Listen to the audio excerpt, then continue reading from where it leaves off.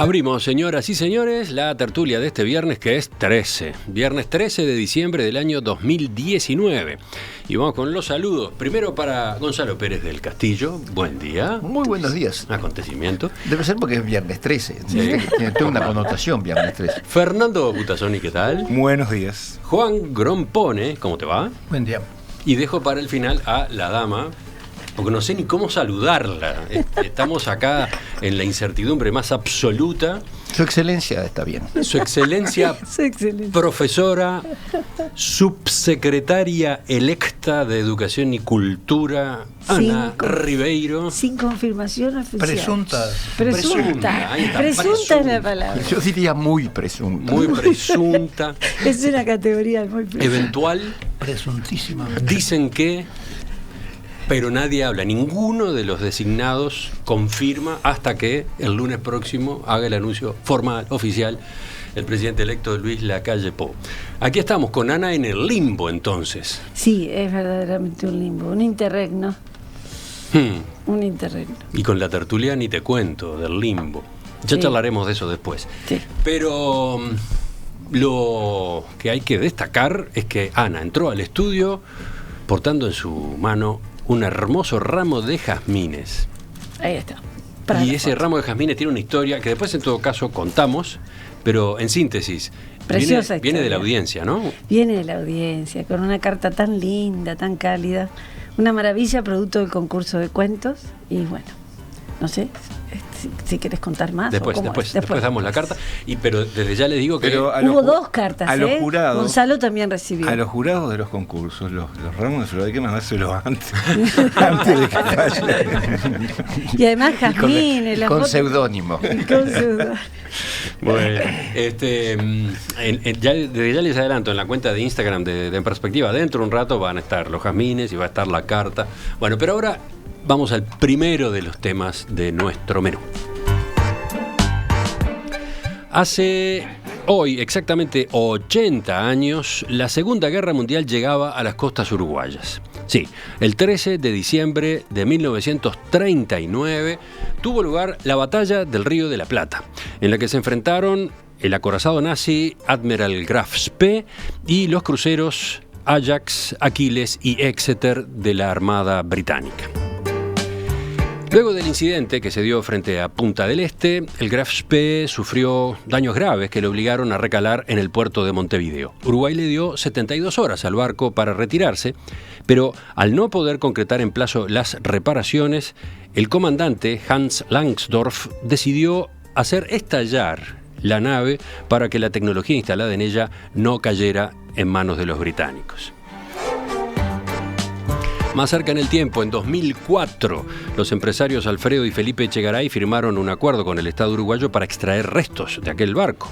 En 2006 se recuperó una enorme escultura de un águila nazi que estaba colocada justamente en la popa.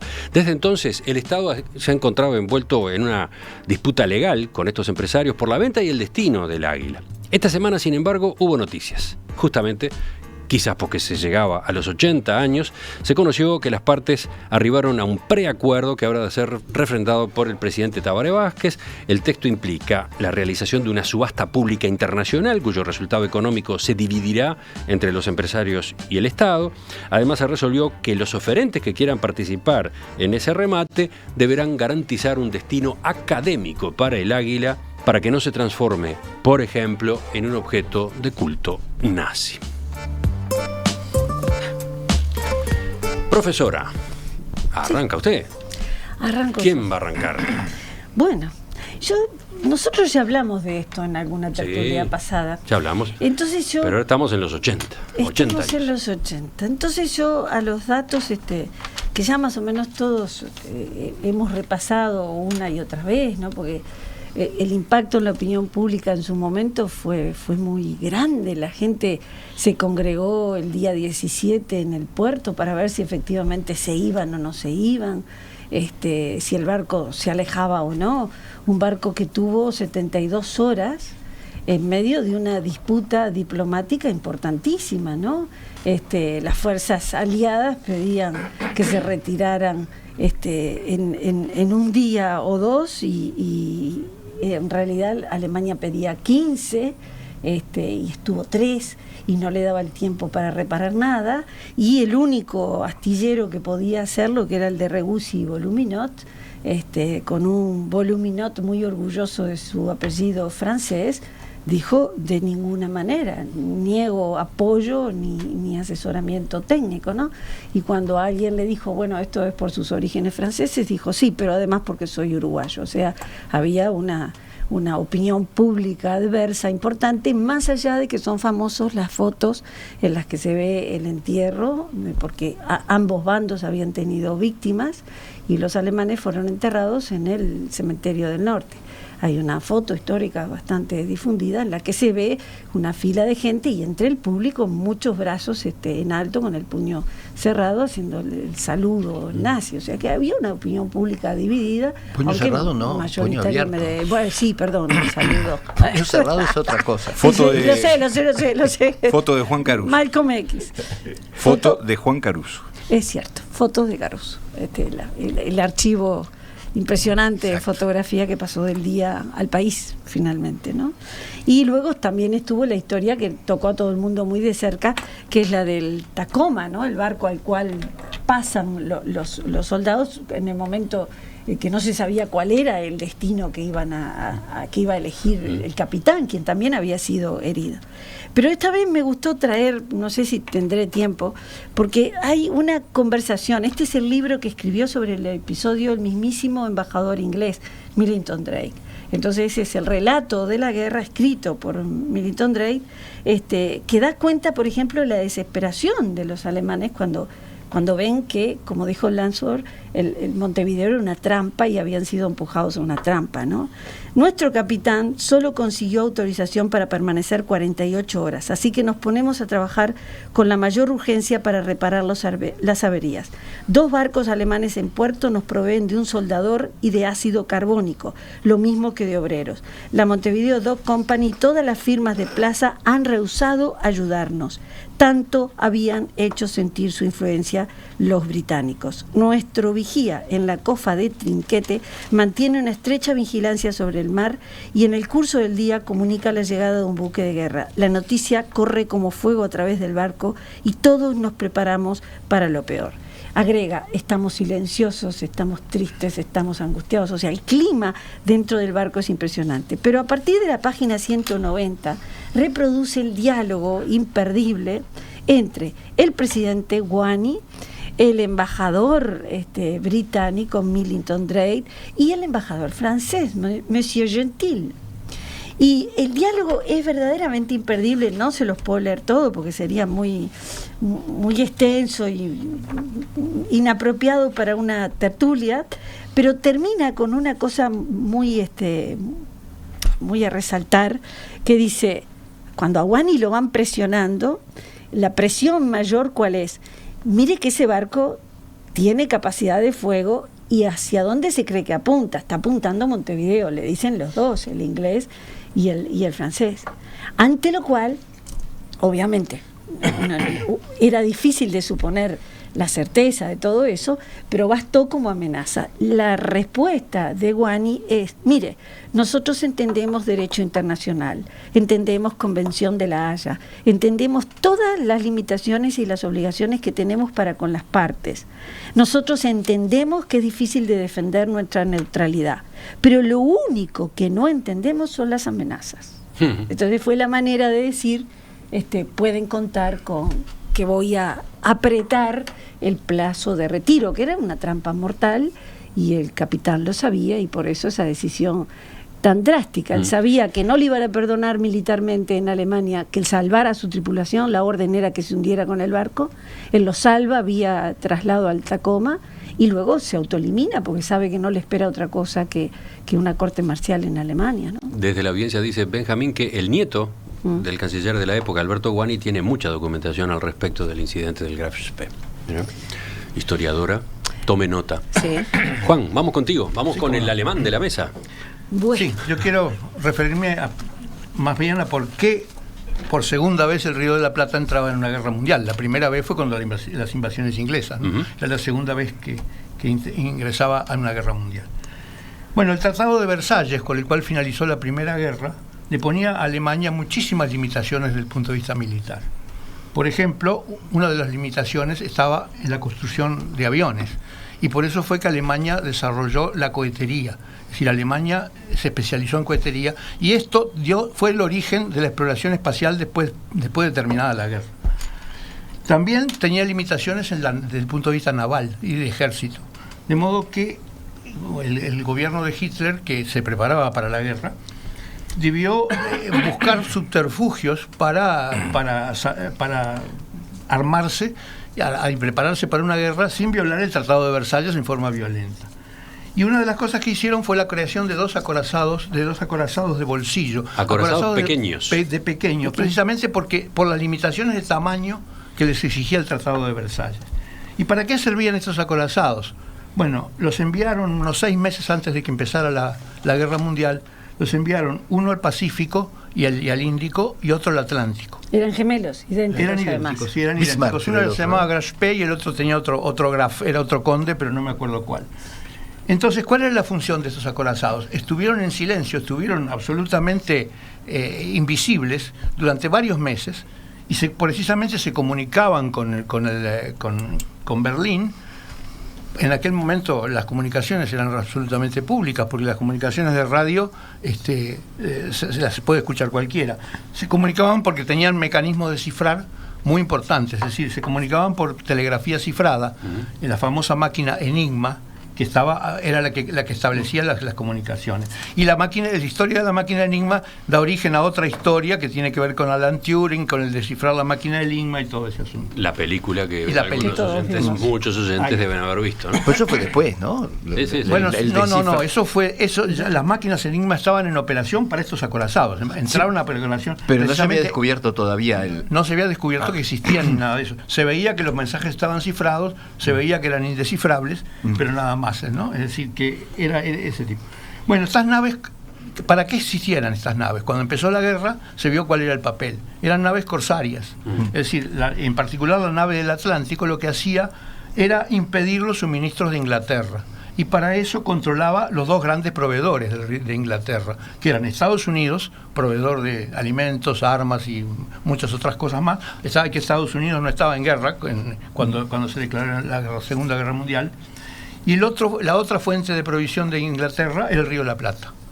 Es decir, y ahí es donde empieza a funcionar por qué esta historia. Precisamente el corned beef. El río de la Plata era suministro de cueros, de lana, de carne, y de carne envasada, de carne enlatada, y de trigo, el corned beef, por ejemplo. De modo que esas naves corsarias lo que estaban destinados era a atacar a transportes desarmados y a hundirlos. Es decir, capturaban a la población, la metían en el Tacoma, que era el barco de suministros, y después los embarcaban en cualquier lugar, a las tripulaciones, no los tomaban como prisioneros en general, y lo que hacían era hundir la carga, ¿no? Es decir, hundir el barco con la carga. Bueno, por eso mismo es que Inglaterra empezó a perseguirlos, es decir, una vez que identificó el papel que cumplía el Graspe, lo empezaron a perseguir y lo terminaron acorralando en el Río de la Plata, ¿no? Esa es una de las razones, es decir, su operación en el Atlántico Sur. Bueno, eso es mi vinculación, es decir, por qué formamos parte de la Segunda Guerra Mundial en ese momento. Otros, estaban todos muy interesados en este tema. Sí, es un tema apasionante. Yo quería apuntar algo que de refilón dijo Ana, pero que es significativo, que era esa especie de división que había en la sociedad uruguaya de la época con respecto a Alemania y a los nazis. Alemanes y fascistas también, ¿no? Y fascistas, ¿no? Hay que recordar que Uruguay tenía un cierto movimiento simpatizante del nazismo específicamente, también del fascismo, por supuesto, de Franco en España, etcétera, ¿no? Pero venía de antes. En Uruguay hubo una prédica, digamos, racista, antiinmigratoria, que arrancaba de los años 20. Hubo una ley de indeseables, por ejemplo, que después le cambiaron el nombre, pero que se hizo con la nueva ley 9608, creo que es el número de la ley. Se apretó aún más las clavijas. En el Parlamento se dieron discusiones fantásticas, intervenciones. Eduardo Víctor Aedo, por ejemplo, hablando de los indeseables que andaban por la campaña con su tradicional forma de hacer negocios, una clarísima alusión a los judíos, ¿verdad? Y otros más. A los turcos, sobre todo, ¿no? Los turcos de campaña. También, pero había un espíritu antisemita muy fuerte. Y bueno, hubo una sociedad uruguaya de eugenesia, en la cual participaron destacadísimos médicos, Turén, Paulina Luis, y etcétera, que entre otras cosas planteaban, digamos, el mejoramiento de la raza o de la especie a través de políticas que incluían, por ejemplo, la esterilización de aquellos o la autorización médica para los matrimonios. Para casarse, ambos cónyuges tenían que probar que eran racialmente aptos. Bueno, esto después, claro, primero con las barbaries de los nazis, y después cuando se conoció todo el episodio, digamos, todos los acontecimientos del Holocausto, pero ese era el clima. En un conocido comercio montevideano, los discursos de Hitler eran retransmitidos, lo transmitían por onda corta, digamos, la radio alemana, y se ponían parlantes en la calle y se retransmitían los discursos de Hitler, año 36 o 37. ¿En alemán? Sí, en alemán, claro. Sí. En fin, había un clima mucho más fuerte con Terra que con Valdomir. Valdomir tuvo una posición mucho más, digamos, proclive a los aliados, más allá de mantener la neutralidad. De hecho, cuando ocurre lo del Graf Spee, la posición uruguaya, más allá de la neutralidad técnica, era claramente a favor de los aliados y de los británicos, ¿no? Específicamente. Pero me interesaba subrayar esa foto que dice Ana, la foto de Caruso, es terrible, porque ahí se ve a mucha gente que es muy claro además identificarla, porque están los señores de traje y corbata y sombrero, y después los hombres de gorra, muchos haciendo el saludo nazi al paso de los marinos del Graf Spee que habían muerto durante el combate y que los desembarcaron en Montevideo. 37, ¿no? Exacto. Destaca un oyente, Jorge, que Langendorf fue el único que hizo el saludo militar, o sea, la venia, mientras el resto hacía el saludo nazi. Exacto. Entre ellos muchos uruguayos, ¿no? Es lo que yo quiero subrayar, porque en definitiva se puede comprender que los soldados alemanes, los marinos alemanes que estaban presentes, incluso el embajador alemán, tuvieran determinada conducta al respecto, pero que un grupo importante, lo mismo que cuando el Graf Spee leva anclas y sale del puerto de Montevideo, hay una foto extraordinaria que es en la Rambla, que se ve multitud. Sí, una multitud mirando. Mi mamá estaba ahí. Y hay mucha gente haciendo el saludo nazi al paso del barco que se alejaba del puerto. Impactante, ¿no? No hay que olvidar el año. No, claro. ¿Por qué? Porque es el 39, ¿no? No estamos hablando del final de la guerra. Claro. Hay que recordar que los campos de concentración y la barbarie profunda que el nazismo significó se conoció en realidad a fondo en el mundo después que la guerra termina. Sí, en Europa, en ese momento era una Europa contienda. se conocía de antes, ¿no? Bueno, pero acá no. Entonces era una contienda y era además bajo la confusión ideológica de estos años. No te olvides que unos y otros esperaban que se neutralizaran mutuamente la Rusia amenazante con su régimen nuevo, estrenado hacía pocas décadas, y la Alemania nazi que no se sabía para dónde iba, y franceses e ingleses esperaron a ver si se neutralizaban entre ellos. El pacto entre ambas, no hay que olvidarlo tampoco, el pacto ruso con los alemanes, todo daba pie a la confusión ideológica. Hoy, mirado hacia atrás, es fácil decir, ¡ay, qué monstruosidad! Pero en aquella época eran todavía dos bandos políticos, claro, y la gente no tenía la información que tenemos hoy para decir, ¡ay, qué horror! Ese bando, claro, por supuesto. ¡Qué horror la simbología! Lo que sí creo es que es interesante desde el punto de vista histórico mostrar ese panorama nacional, digamos, porque de alguna manera expresa una situación en la cual fue, yo creo que doblemente meritorio el comportamiento del gobierno uruguayo en el momento, ¿no? Porque no solo tenía inmensas presiones de afuera, sino también de adentro, claro. Viste, Gonzalo, te saludé primero, pero eso fue lo único que te tocó en primer lugar. Para hablar, último. Me dejaron poco para decir. Bueno, sobre esto se puede hablar mucho. Yo lo que sí quiero compartir con ustedes es que dando vueltas por el mundo,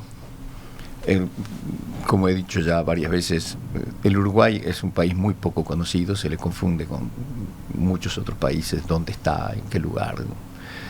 Ahora, lo que la gente conoce es The Battle of the River Plate. Eso lo conoce todo el mundo. Es como los jugadores de fútbol y ahora Mujica. Lo conoce todo el mundo. Todo el mundo sabe eso. O la tragedia de los Andes, Y también la los conoce Andes todo también, el mundo. También, correcto, eso también. Pero son las cosas por las que somos conocidos. Entonces, a mí me parece, uno se dice, ¿por qué, no? ¿Por qué es tan Yo me he preguntado muchas veces, ¿por qué es tan famosa esa batalla, visto que hubieron tantas, ¿no? Y tanto más cruentas que esta. Y realmente es porque fue una de las primeras, si no la primera, el primer enfrentamiento naval entre los aliados y el régimen nazi. Y entonces, claro, fue todo un evento, ¿no? También yo creo por el coraje demostrado por los uruguayos. Y lo digo por supuesto que lo he dicho siempre, esto, cada vez que me hablan de la batalla, porque yo creo sinceramente que Uruguay no estaba en condiciones de defender la plaza contra barcos armados como estaban esos barcos, y se fondeaban a una distancia suficiente para que nuestros cañones o lo que tuviéramos no pudieran llegar y bombardeaban todo. Así que ahí hubo una posición de principio y realmente muy, muy respetable. A mí me parece... Uruguay era neutro y que fue neutro casi hasta el fin de la guerra, ¿no? Sí. Técnicamente era neutro. Técnicamente neutro, sí. Y por lo que se decía, era el principio de la guerra. Es decir, muchas de esas cosas, mucha gente veía que la amenaza del nazismo era tan fuerte, y del fascismo y del franquismo, que se conocía bien, pero estaba también la amenaza del comunismo, que era otro régimen totalitario, del otro lado, y la gente vacilaba. Me imagino yo, ¿no? Las cosas que se supieron después, como dice Ana, se supieron mucho tiempo después. Hay una cosa interesante de Grasos P, que es que fue, digamos, el heraldo del carácter mundial de la guerra. Es decir, se podía suponer cuando Hitler comienza a avanzar hacia Europa del Este, que iba a ser otra guerra de reparto europea, ¿verdad? Estados Unidos estaba fuera de la guerra, en fin. Pero el Grasos P anduvo por el Atlántico Sur, llegó hasta el Índico, luego volvió y cometió tropelías en todos esos territorios. Cuando digo tropelías, de los barcos. Claro, es terrible. Claro. La lista de los barcos que hundió es espantosa. Pero estuvo bien Juan cuando dijo corsario. Era un barco pirata, en realidad. Un barco pirata. Era un barco camuflado, claro, porque tenía una borda. La bandera negra con la calavera. Tenía corsario, una borda que se transformaba. Corsario quiere decir que está al servicio de un país. En cambio, pirata está al servicio de sí mismo. Esa es la diferencia. Artigas tenía corsarios. Sí. Y varios. Norteamericanos muchos. Y ahí viene la patente de corso. Exacto. Una patente que te da derecho y te repartís el contenido. Seguís siendo tenía una borda que se... Aunque te digan corsario, seguís siendo un pirata. Ana. Tenía una borda que se camuflaba, porque el barco se acercaba con esa característica de liviandad desde el punto de vista del control del pesaje del acero, que fue lo que impuso Versalles, no más de tantas toneladas. Y entonces no solamente habían afinado esa técnica, sino que habían afinado las técnicas de transformación. Entonces ponían banderas falsas de que eran otro barco, y cuando lo tenían a tiro, daban vuelta cosas que aparecían las armas de fuego, estaban absolutamente camufladas. Ese es el punto, ¿no? Eran cañones de 220 milímetros, es decir, eran unos monstruos que tenían un alcance de muchos kilómetros y que realmente eran de un gran poder destructivo, ¿no? Cuando el presidente Guani hace que el ministro, el teniente, el ministro de Defensa, que era el general Campos, llame al director general de Aeronáutica, que no existía todavía Fuerza Aérea, que era el entonces teniente coronel Óscar Gestido, luego presidente del país años más adelante, y le dice: prepárese y esté pronto para lo que haya que hacer. Y Gestido le dice las fuerzas de que dispone. Las fuerzas eran 3 biplanos Potes y 3 Guaco, y tenía para esos 6 avioncitos, tenía bombas de guerra Brand de 15 y de 80 kilos. Qué ternura, ¿no? Es una ternura. Bueno, esta batalla del Río de la Plata está muy marcada a fuego en la memoria de buena parte de los uruguayos, una parte de los uruguayos, eso ya quedó dicho. Los oyentes dan prueba de ello. Por ejemplo, tengo varios mensajes. Julio nos manda una foto de una pieza metálica redonda. Dice, este conector perteneció a un barco que venía de apoyo y abastecimiento del Graf Spee. Mi padre lo desmanteló. No recuerdo el nombre, dice, pero es el Tacoma. Tacoma, que fue confiscado, pasó a servir en la Armada Uruguaya durante mucho tiempo y luego se convirtió en barco cárcel. Luego desapareció y a la cárcel le quedó el nombre. Sigue siendo Tacoma, pero ya no existe el barco. Ramón, por su lado, agrega, la bocina y otras piezas del Graf Spee se encuentran en el cuartel de Sarandí del G. Allí fueron alojados los alemanes, además. Hay muchas piezas ahí en Sarandí del G. Después hay oyentes que nos cuentan a propósito de hechos de las últimas horas. A ver si encuentro el mensaje, porque son muchos y se me pierde. Pero a ver, sigan ustedes. Yo quiero hablar del hundimiento, un momento, a recordar un poquito por qué hundieron el Graf Spee. En primer lugar, porque el Graf Spee como barco pirata tenía una tripulación muy joven, ¿no? Es decir, no eran militares, eran jóvenes militares. En segundo lugar, el Graf Spee tenía alta tecnología, es decir, se caracteriza el telémetro, un radar incipiente y la máquina Enigma. Las tres cosas eran importantes. De modo que el hundirlo era precisamente para evitar que todo eso cayera en manos inglesas. Eso quería mencionar, ¿no? Mi madre... ¿Y hemos recuperado alguno de esos artefactos? ¿La máquina Enigma? No, la máquina Enigma no. No, el telémetro creo que no, alguna vez. Hay un pedazo del telémetro. Hay un pedazo del telémetro. Mi madre, que era una jovencita en aquellos años, fue con su familia al puerto a ver el barco, porque la gente iba y pagaban una lanchita que daba vuelta al barco. Hay imágenes de películas que son maravillosas a propósito de esos momentos. Yo me crié, andás a ver si por eso no terminé siendo historiadora, el relato que repetía cada vez que podía mi madre, porque la impresionó hondamente. Ya tenía muy pocos años, yo creo que 16, 17, y decía, nos subimos al barquito y te daba una pena verlos porque eran niños, todos rubios, dice, eran de mi edad, eran unos chiquilines, y todos sabíamos que iban a la muerte, y era aquella especie de impresión y congoja que tenía la gente. Y luego me contaba, bueno, salimos de ahí, volvimos para la casa, íbamos llegando a la casa que quedaba en Punta Carreta, cuando sentimos el estruendo que nunca se olvidó, y si era aquel ruido de vidrios que se caían por todos lados y se rompían, porque muchísimos vidrios de la ciudad se rompieron del impacto, ¿no? Vivamente me contaba eso. ¿Cuántas una memorias y otra de ese vez. tipo? Bueno, Sí. recuerdos de mi madre, entonces. Mi madre, yo no era nacido, yo tenía 3 meses de vida y estaba en mi casa, naturalmente, pero en mi casa, que era en el Pocitos Nuevo, se oyó la explosión que ocurrió detrás del cerro. Claro. Es decir, de modo que Sí. parece que yo me sobresalté con eso. No me Según extraña. cuentan las últimas, Pero no me acuerdo. las últimas, porque en realidad el Graf Spee, la amenaza de bombardear Montevideo, por decirlo así, era una balandronada porque le quedaban 12 cartuchos de 220 milímetros, Exacto. o sea, que siquiera nada. Pero parece que esos 12 cartuchos los desarmaron, la pólvora la volcaron en un recipiente y ese fue el explosivo. la explosión, el explosivo que se utilizó para hundir el barco. Más trazas, más ecos hoy. Dice, por ejemplo, Martín desde Rivera, nos está escuchando en Rivera, que el cocinero o panadero vino a parar acá. Zulmir Raj, ese era el nombre. Ya falleció, trabajó en el bar Avenida y hacía roscas y panes de una calidad y sabor jamás alcanzados por acá. Entre sus hijos está Robert Paul, un personaje del pueblo.